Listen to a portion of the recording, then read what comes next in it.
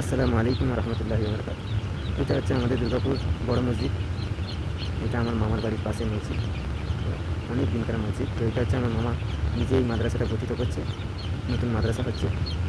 তো এটা ঢালাই হবে, যত তাড়াতাড়ি হবে এই ঢালাইটা। মামা প্রচুর পরিশ্রম করছে এই মাদ্রাসার পিছনে। মাদ্রাসাটা কয়েকদিনের ভিতরে হয়ে যাবে ইনশাল্লাহ। এটা মসজিদের ভিতর সাইড। এইটুকু বাচ্চা মসজিদের মাদ্রাসায় পড়াশোনা করে। বিশেষ কথা, এই মাদ্রাসার যে হুজুর, তিনি হচ্ছে আমার নিজের ভাই, মামার ছেলে, হাফেজ সাহেব বড় ছেলে। এই হচ্ছে আমার নিজের বড় ভাই হাফেজ সাহেব, বাচ্চাদের শাসন করছে।